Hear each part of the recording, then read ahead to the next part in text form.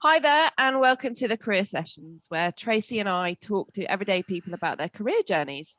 Today, I'm delighted to introduce Nicki Young to our Careers podcast. Nicki is the owner of Career to Cradle, and Nicki and I met in, I think, 2003? I think it would be, yeah. At ebookers.com, where we were both working. And in fact, from memory, ebookers bought the company that Nicki was working at, right. Bridge the World Travel, and they merged the HR departments. And it was very lucky because I got to meet Nicki, and we had an amazing and interesting time. I don't know if that will come along in your timeline. But you know, since I think we both left in 2005, we've kind of kept in touch on and off, but I'm keen to hear more about what you've been up to over the last however many years. Too many. Yeah, and obviously where it all started, and I can't remember how you got into HR now. And yeah, so over to you. Thanks. What shall I tell you? Do it. So yeah, funnily enough, you know, I saw your post the other day, Lucy, about you know, how many people have sort of planned to get into HR or not, and I didn't have a clue what I wanted to do. I left university, went travelling to kind of find myself and, you know, miraculously find what I wanted to do while I was away, which didn't happen. So I came home and started working for Bridge the World, but in sales. So I was doing sales there and realised I wasn't very good at it. And the opportunity came up to move into personnel as we were. So I took that opportunity and just loved it. I was very fortunate, and this is a big theme throughout my career, to have an amazing manager who took me on, took a chance on me. I had absolutely no knowledge of HR. So that was Louise Powell. And she was brilliant to work with. I was devastated when she left, but fortunately I got you to work with. So so that was how I fell into HR, which I think, you know, a lot of people seem to, don't they? It doesn't, I think probably more now I hear people talking about exploring HR as a career option, but certainly I think, you know, when I was at university and stuff, it wasn't something that people really talked about that much. So yeah, I didn't know anything about it. What did you study at uni? History and Russian language. Oh. Yeah, I know. And no, I can't remember any of it. I was going to ask, come on, just before you asked, the podcast in Russian, just to look an international audience. Yeah, I shouldn't be saying that because people are going to start talking to me in Russian now and I won't have a clue what they're saying. But no, I did. I wanted to do a language at university, but I hadn't done one at A level, so I had to do one for beginners. And Russian the ones that they offered were, so the ones that they did for beginners were Russian, Japanese and Italian, I think, at the university that I went to in Sheffield. So I didn't choose Italian to spend a year in Italy. I have no idea. So I spent a year in Russia instead. Yeah.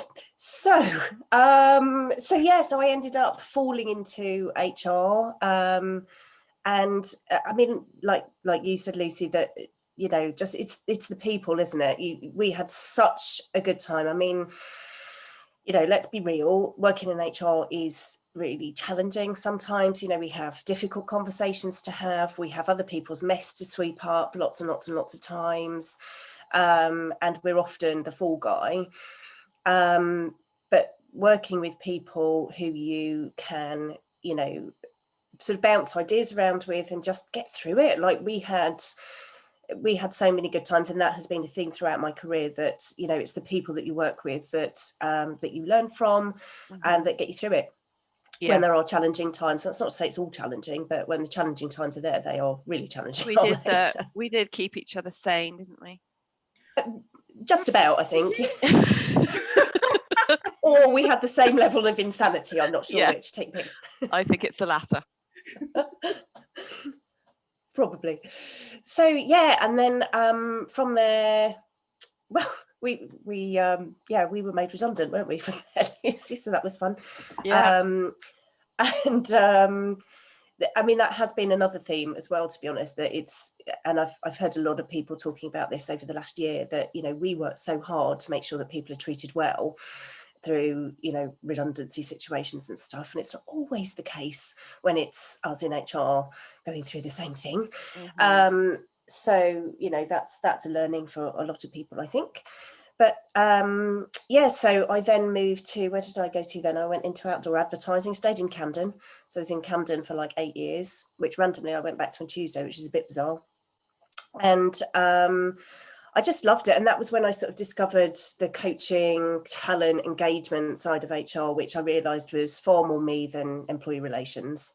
I just kind of found myself getting confused with the process with employee relations, and I found it a bit hard. So I started focusing more on the sort of talent coaching engagement stuff, moved around a little bit, and then ended up at Thomson Reuters for 6 years. So that was good to get, you know, sort of cut my teeth in financial services. And that was where I was really allowed and enabled to focus on the coaching side of things. I did my coaching diploma in executive coaching. I was, you know, given not free rein, but I was given the opportunity to do lots around values and awards and engagement. I worked on the engagement survey there, which was, you know, a massive organisation. So that was really, really fascinating to be involved with. Excuse me. And also we did a huge corporate culture project there where Sen Delaney came in, and we facilitated workshops, and I was trained up to be one of their facilitators and did like 2-day corporate culture workshops within the organisation, which was just absolutely brilliant. And when I was on maternity leave, that was the one part of my job that I actually missed, and kind of wished I could still do. And then, yeah, I went on maternity leave from Thomson Reuters, and then while I was off, they did another restructure, and my role was made redundant while I was on maternity leave. So that was fun. And, you know, I mean, it was the reasons were absolutely genuine. They did restructures all the time, and that was fine. It was the experience of kind of being off. And I think we talked about this previously, Lucy, when we caught up last time.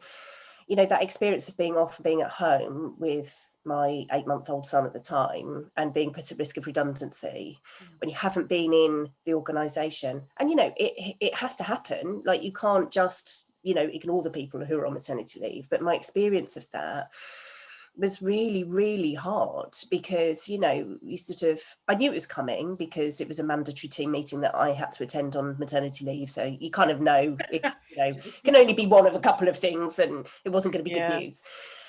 And so I knew it was coming. But when I put the phone down from the conference call, having been put at risk of redundancy and knowing that we were going from, I think it was 3 to 2 roles or something, just, you know, looking at my 8-month-old in his walker and just kind of go, well, what do I do now? Because normally when you're in an office, you would then be chatting to people and you'd know the vibe, you would get a sense of where you're at. But it was so lonely, just, you know, being there and kind of go, I don't know what to do. I think I've got a decision to make, but I'm not sure if I have got a decision to make. And my boss was really good, and we had a catch up the following day, and that was, you know, that was great. So I don't have any issues with what happened. It just really opened my eyes to how difficult it is and how isolating it is when you're on maternity leave. Well, I think it can crush people's confidence anyway. It's hard enough anyway, let alone, like you say, being on maternity leave and being on your own. Yeah. I mean, I don't think I've ever resigned from a job. I think I've been made redundant or volunteered for redundancy from pretty much every job I've had. So it's not as if that hadn't happened before. And, you know, I think that's good because it gives me an empathy for, you know, those who I'm having difficult conversations with about redundancy. So I think that's good. But, you know, that particular experience, so yeah, I completely agree. It can be soul destroying anyway. And that's why it has to be handled so carefully. And, you know, I think between us all, we've probably seen it handled every which way you can and shouldn't. And I have to admit, I think one of the things HR has to accept a level of accountability for, at least responsibility, is we often want the managers to run these processes, and they need to, because that is it, you know, and we're there to support. But the amount of times you suddenly go, hang on, what about so-and-so's on maternity leave? And you see that George, oh God, I hadn't even thought about that. Because unfortunately there is an out of sight, out of mind, and it shouldn't happen.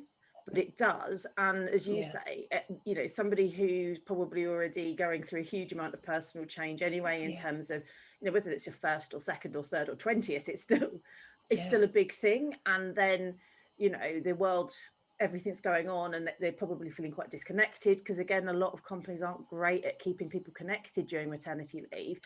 And you know, the worst thing is they find out they're at risk of redundancy, or that something's going on because somebody texts them because they forgot, you know, someone forgot to invite them to the damn meeting. And I do think HR has to almost just say, yeah, probably I shouldn't have to make sure this is happening, but I am going to make sure this is happening, because if I don't, the consequences are just too severe. And as you say, you know, you're sitting at home, you know, and you've got a baby there, and you're not having those cooler room conversations, you know. And actually, I do think as well, even when we start to move to more hybrid working, which is obviously the way things are going, that's one of those things that people need to consider. That, you know, it used to be before, if you told somebody was at risk, generally they'd go and talk to people, or they'd have someone to chat to. People working from home, if you know, you have fully remote teams and stuff, again, you have a difficult conversation, and you might just be leaving that person in a house on their own or with kids, with no clear avenue of anyone to kind of have that moment with. And I just think it's really easy to think about it. It's exactly, I mean, I agree with all of that. And I think the good thing is that I think now we have the highest level of collective empathy for maternity leavers that we have ever had, and probably ever will again, because most people have been working remotely and not in the office, and you know, or people have been on furlough and having to return. And you know, people are thinking about, and what's really encouraging is that people are excuse me, asking, you know, for ideas, asking each other for ideas as to what they're doing to help people to return, to help them feel connected, etc. So that's really encouraging. I think what, you know, to bang the drum that I keep banging is, you know, please, people, don't forget that that's what maternity leavers go through all the time. And you know, unfortunately, it's not enough the norm that we are thought about for those processes while we're off on maternity leave. I say I haven't been on maternity leave for like 5 years, but you know, I feel that collective pain. You know, it's about thinking about that. It's about thinking about those who, as you say, Tracy, you know, those who may have chosen to work from home or what have you. And it's that connection. I couldn't agree with you more that it is about that connection. And I think, you know, that's how I sort of transitioned from being a generalist HR person in an organization to owning my own company and deciding to do something really different, because it was that very experience that, and also my, you know, NCT friends going back to work and the challenges that they had, the difficult decisions we all had to make about childcare and balance and flexible working and all of those things. I was just like, well, you know, I realized how much I knew from working in HR and how much they didn't know from not working in HR. And I was like, well, this isn't right. And I can help, you know, I can help people because I am a mum. I've been through it. I'm going through it, but also I've worked in HR. And so I know a lot of this stuff. So I can help with that. And I'm a coach, so I can help with the confidence. You know, so that's how that kind of all came about, really. But so when did you finish your maternity leave and set up on your own then? So my redundancy came to fruition when I was about 8 months into my maternity leave. So it was December. And then I was really fortunate. I was contacted by somebody who I'd used to work with at Thomson Reuters, who was in the US. And she was looking for a UK head of HR, which wasn't the right thing for me, but I got an interim role with them also in financial services on a consultancy basis. So that was really fortunate. And that was the May. So I had 4 months or so out, and I decided I was going to then kind of build the business whilst I was consulting, just to obviously, balance out building the business and getting some money in.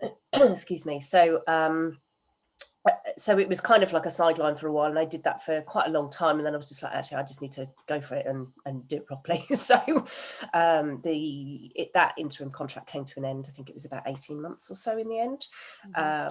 And since then I've been focusing. I mean, I do still do HR consultancy. I've got a couple of clients that I consult with, And it's great to keep me in the game, and, you know, I have to really work hard to remind myself of the legislative changes and things now, because I'm not in it every day. Yeah, so that's been since then. But originally my business was Mummy Mojo, and I still do have Mummy Mojo. I'm pointing to my logo up the top. I see that, flowers. yes. So that was me, and I created coaching programs for women on maternity leave to help them return with confidence. So I did that, and I did a couple of programs, which was brilliant, and I really enjoyed it, and it really felt as though I could make a difference for these ladies who, you know, like we've discussed before, Lucy, you know, you do lose your confidence, you lose your professional confidence because you're out of it for so long. So being able to help them make a difference, help them with the decision making and stuff like that was amazing, and you know, still is. And then I met the wonderful Helen Moore, who is a mother and baby specialist. So she specialises in prenatal and early years emotional development. And we realised that actually putting the two together would be an amazing thing to do, because the conversation went something like, she said, she asked me what kind of length of time my clients were, you know, having for maternity leave, which was, you know, somewhere between 9 and 12 months on average. And she said, oh yeah, that would be about the time that the baby's developing separation anxiety then. I was like, what? And it dawned on me at that point that I hadn't realised that separation anxiety is a development phase, and not our children taking it out on us because they hate us because we're going back to work. And that to me was a massive realisation. I was like, that would really help my clients. More mums need to know this, because we give ourselves such a hard time about doing that. So Helen and I had that conversation, and we decided to pool resources, and we're going to be doing programs for mums on maternity leave and going on maternity leave to help them prepare. But also what we're doing now is educating organisations. So all of those things that we were just talking about with regards to, you know, what HR needs to take responsibility for, and you know, how it slips managers' minds sometimes, and all of that kind of thing. That's what we are going to be working with organisations to help them shift the culture, so that maternity leavers are far more front of mind. So that's my very roundabout HR career path, well, from sales to what I'm doing now. But we also realise that that's the way in which we can have more impact, because I can coach as many mums as I like, but if the culture that they're working in doesn't serve them, some of the work kind of gets a bit undone. So, you know, that's what we want to do. So yeah, that's where we're at the moment. So it's exciting. We've got some proposals out. Wouldn't it be amazing if organisations like actually offered somebody like you for all their maternity returners? I mean, I wish I'd spoken to someone like you at that point in my life, because I found going back to work after my first son incredibly difficult. And I had no support in terms of coaching or anything.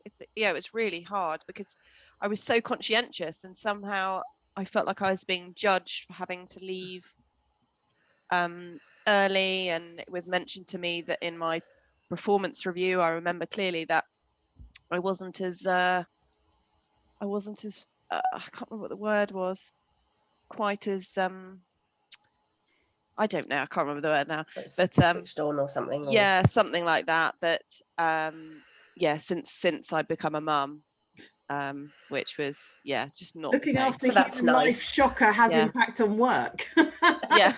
Oh no, exactly. Oh, I'm responsible for a person now. How could that possibly affect? Committed. Sorry, that was it. You weren't committed. Too much wine last night. I wasn't committed to the role, which was absolute rubbish. It's just I couldn't stay late anymore because I had to pick up from nursery. I find it. We did a thing. So I worked in financial services, and during a period of time where there was quite a lot of emphasis on the kind of lack of women in senior roles. So I was asked kind of workshops and this sort of thing into what prevented women kind of going up the chain in the same way. And, you know, it was a very disproportionate triangle that you had a huge amount of women, and there's a point where, you know, it was a reasonably balanced, and then suddenly it just kind of dropped off of a cliff. And one of the things we talked about was maternity, although that, you know, that's not all of it, but it's certainly an element of it. And one of the really interesting things was, you know, people who've been on maternity leave said, I was out for 12 months. The impact on my career was years, because they were like, you know, before I went on maternity leave, my manager almost was like, well, you're just not interested anymore because you're going on maternity leave. Or the manager was just scared of saying anything or having any conversations in case they said something they shouldn't have. Yeah. And then on the flip side, you had someone coming back who manages, you know, again, this kind of, sometimes with very good intentions, they ended up, you know, not giving people opportunities because they didn't want to. I mean, I don't think I've shared this on this course before, but I remember a guy who is passionate about, you know, diversity and inclusion. He actually had a great example of when he had someone come back from maternity leave who had an opportunity in Singapore, and he had 2 people, and he didn't ask her if she wanted to go because he didn't want to make her feel pressured to spend 2 weeks away from her baby or a week away from her baby when she'd literally just come back. And it all came from a very good place of wanting to give her time to adjust. She turned to me and said, why did you not give me that opportunity? That was my decision to make, not yours. And it is a minefield, you know, and I think that's the thing is, you know, I mean, you may see on LinkedIn, you know, I put some sort of quite challenging stuff out there in terms of some of the statistics, and Helen and I are doing some research at the moment in terms of, you know, people's maternity experiences, but we're not here to tell organisations off and wag the finger, because often it does come from the right place and people just don't know what they're supposed to say and what to do for the best. So our hope is that by bringing all this kind of to the surface, by, you know, training people about that perspective, about the impact, about what is the best thing to do, that actually encourages more honest conversations where people can talk about their careers honestly. And so, you know, wouldn't it be wonderful if as women we could kind of go, we could say to our managers, I'd really like to go for a promotion. My plan is to have a baby in the next kind of roughly this many years, or, you know, obviously because we can't plan it to the second because things don't work like that. And, you know, so I'm being honest with you so that you can plan for the organisation. But, you know, also I am still ambitious and I still want to do that. But this is part of my real life. Wouldn't it be wonderful if we could actually have those conversations? Because that makes it easier for the organisation as well, right? So, yeah, it's there's so much to be done. And unfortunately, at the moment, I think women are leaving the workforce in droves just because, you know, so many have either had no choice over the last 16 months with the pandemic, or it's just been so hard with the sort of on-off homeschooling, childcare, furlough, you know, all of those kind of things that they've just sort of decided it's not worth it. So organisations are going to have to work even harder to make it attractive for that female talent to come and work for them. So good luck, organisations. We can help. So yes, that's my roundabout career path. That's brilliant. So looking back over your career so far, what would you say has been your most challenging moment or challenging time? I mean, working in HR can be challenging on a regular basis, as you both know. And like I say, you know, difficult conversations and all those kind of things. But it's also a way in which we can make a difference. You know, unfortunately, I've been in hundreds and hundreds of redundancy conversations over my career. But I know that I can make a difference in the way that I sort of handle that. So that's challenging. But I think my most challenging moments, being completely honest, have been the twice that I have been subjected to bullying in the organisation. Wow.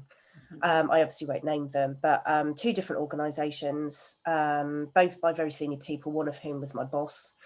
And HR can be really lonely then, because where do you go? Who do you talk to? And that really rattled me, particularly the first time, because I think for anybody who's experienced it, you kind of don't see it coming. It can kind of take you by surprise. Like when it's not overt, like this wasn't, you know, somebody shouting at me and calling me names and things. It was all very sort of under the radar, where you don't kind of necessarily see it coming. And it was about undermining me and all of those kind of things. And I mean, I remember, you know, going home and just kind of questioning everything, just kind of going like, what have I done? How has this changed? because I'd had a really good relationship with that person previously, or so I thought. Looking back now, I know that that person was under an enormous amount of pressure, and the way in which she chose to handle that was to undermine me and kind of, you know, apportion blame somewhere else. But that was really, really, really challenging, and took me a long time to come back from. Yeah. And then the second time I was a bit more aware of it. So I kind of saw that that was what was happening. Again, it was really difficult though, because that person treated my colleagues very differently from me. And, you know, you just question why. And I realised, again, looking back, this is a long time ago, looking back, I realised that, you know, it's usually about you know, hurt people, right? So it's about what's going on for them as opposed to necessarily being about you. But that's really tough. So it's about the people that you surround yourself with, and, you know, both in the workplace and also outside of that, the people that you can kind of rely on to keep you strong and sane. So yeah, they're my most challenging moments, both the same thing and both in fairly quick succession, actually, sort of within probably about 18 months of each other. Did you handle it differently the second time? Good question. It was a very different scenario, not least because it was my boss the second time, and I hadn't been there very long. So I think I did, in terms of me, and I mean, I didn't call that out as such, like I didn't say, you know, you are bullying me, but I did call out some of the behaviour and made it very clear that that was one of the reasons for which, you know, it wasn't going to work long term. But it's really interesting, because just thinking about, you know, kind of if I have any advice for people, this leads into that, because I didn't trust my instincts. When I took that role, everybody told me that it was like the best role. He was the best person to work for. And I went to the interview and I didn't feel it. I just didn't feel that at all. And again, looking back, thinking about, you know, if I trusted my instincts, I mean, it's not, you don't always have the choice, do you? Because, you know, if you need a job, you need a job. Excuse me. So it's not quite that straightforward that you kind of go, well, I didn't really get a feel for that person, I'm not going to accept the job. But, you know, maybe ask more questions or dig into it a little bit further, rather than kind of blindly going into it going, no, everybody said it's amazing, it will be amazing. And it really wasn't. It was the exact opposite. Yeah. So yes, I handled it probably slightly differently the second time. And you know, I mean, I haven't experienced anything like that since then, but I'm not sure. I think I would see it now, Yeah. you know, with the wisdom of all of these extra years, and having had that experience. But that was, yeah, it was really challenging. And I trust my instincts far more now. If it doesn't feel right, I usually, you know, explore more or do something different. Yeah. And on the flip side, what's been your career highlight, would you say? Well, working with you, Loops, obviously. Other than that. Other than that, okay. So, I mean, I think, well, one thing that's funny, so talking about, you know, how many people we have to make redundant, or how many, you know, redundancy conversations we're in. I once won the Be Positive Award in an organisation where I had just run a redundancy process for 50 people. Wow. How cool's that? So I was quite proud of that. And I think, you know, on a serious note, that's because of the way I like to handle it, like make sure that people, I can't change the decision. I don't make the decision, as you know, we often get the blame, but we're not the decision makers. We kind of, you know, implement a lot of the stuff that other people decide. But making sure that people can leave with dignity and feeling heard is that difference. So that was a highlight. And then you know, there are so many. I think there's a couple of really career defining places. I think one was that redundancy when I was on maternity leave, because it forced me, if you like, to think differently. Yeah. And to make a really serious decision then, because I didn't have a job to go back to. I had to make a decision as to, you know, was I going to look for another job with a commute and the nursery dash and looking for flexible working and dealing with all of that, rather than going back to something that I was familiar with. And also it gave me the insight into how difficult it is and how much of a difference I can make to so many women and their families, right? Because if mum's happier and more content, then the rest of the family's happier. So I think that was, it was kind of a highlight in a way, because it really sort of set me on a different path. So I guess my highlights. Mm-hmm. And is there anything, if you could talk to your, say, 16-year-old self, is there anything that you would say to yourself? Lots of things. Any for advice? Sharing in these purposes. I'll probably keep it to. In terms of career advice. Oh, right. Not distracting with your hair, and he was a very bad idea. Yeah. Yeah. Absolutely. Lots of those, but I think definitely to trust my instincts. I think I would have told myself that earlier. So, don't follow, because I've always been bothered about what other people think of me, and I think that's sometimes stopped me from speaking up when I wanted to speak up, probably from making choices that I thought other people might not approve of, and those kind of things. So I think trusting my instinct would definitely be one of them. And then also, you don't get rejected, you get redirected, because redundancy sometimes can feel like rejection, but actually it just kind of moves you on to the next part of the path that you need to be on. And it might not feel like it at the time, but you learn something from everything. Mm-hmm. And so I think that's probably what I would tell my younger self about my career. Very and good advice. I probably also would say do a psychology degree, because I've realised in my latter years that it's the psychology behind everything that absolutely fascinates me. Yeah, me too, actually. Yeah. And I should have done that. So one day I'll maybe do it. Yeah. And what are your plans for the future? Change the world. I think so. That's tomorrow.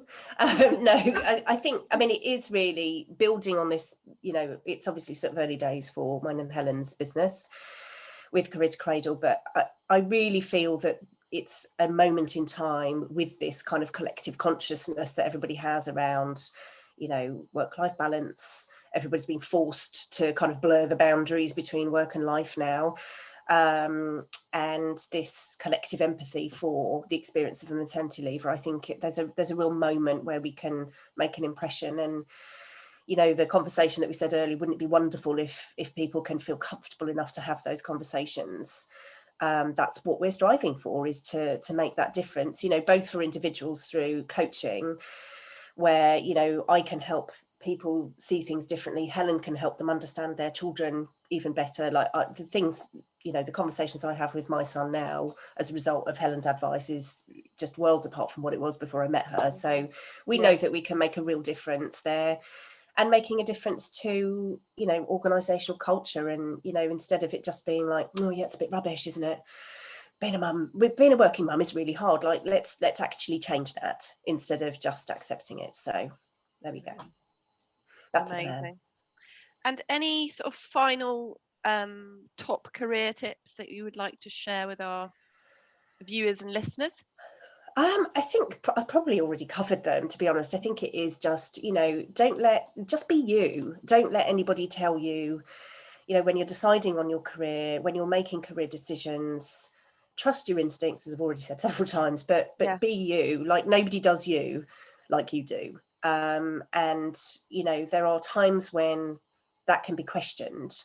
So whether it's about making career decisions or job choices or anything else, just, think about what's really important to you, what fits your values, what fits your personality, and find good people to work with. It's so important. You can have the best job in the world.